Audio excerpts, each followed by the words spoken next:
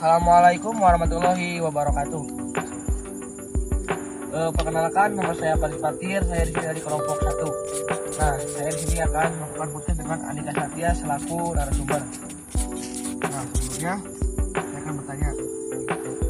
Nah, di sini apa itu mengenai suaka alam?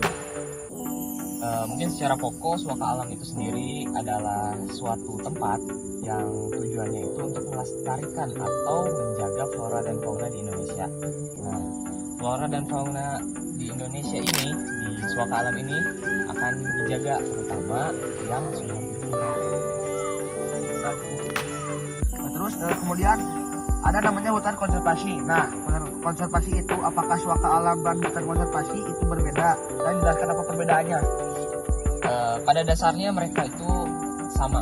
Suaka alam dan hutan konservasi sama-sama untuk melindungi keanekaragaman flora dan fauna di Indonesia.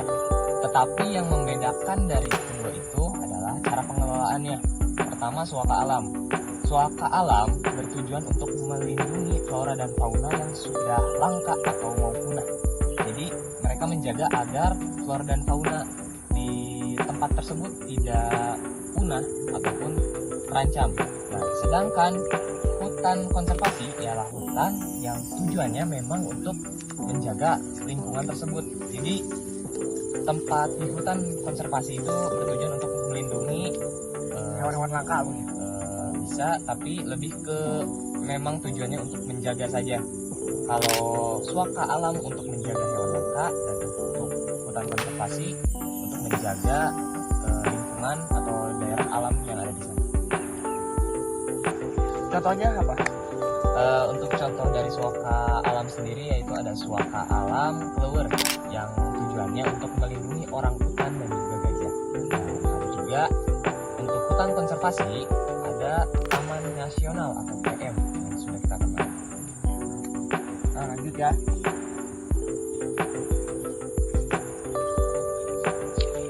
Untuk ciri khas suaka alam sendiri itu apa sih? Pada dasarnya ciri khas yang paling mencolok dari suaka alam itu yaitu biasanya daerah tersebut dijaga ketat oleh para peneliti ataupun pemerintah. Nah, karena di dalam suaka alam sendiri banyak hewan-hewan endemik yang langka ataupun tanaman yang langka. Karena cagar alam dibagi menjadi dua, yaitu cagar alam dan juga suaka marga satwa. Nah, yang membedakan adalah cagar alam itu menjaga tanaman yang langka, dan untuk suaka marga satwa sendiri untuk menjaga hewan-hewan langka. Nah, yang menjadi ciri khas kedua yaitu untuk penelitian dan juga penjagaan. Jadi emang terbatas di dalam suaka alam itu, mereka itu hanya cuma buat meneliti terus dan menjaga hewan endemik ataupun tanaman yang ada di suaka alam. Jadi tersebut tidak bisa dipakai untuk tempat mendaki gitu. Nggak bisa buat umum. Jadi memang Orang tertentu gitu. ya. Dan ketiga, ada peraturan hukum di dalam suaka alam. Jadi kalau kita orang biasa masuk ke suaka alam, otomatis itu termasuk melanggar hukum karena daerah itu dikategorikan ke dalam daerah yang tidak boleh dimasuki sembarang orang.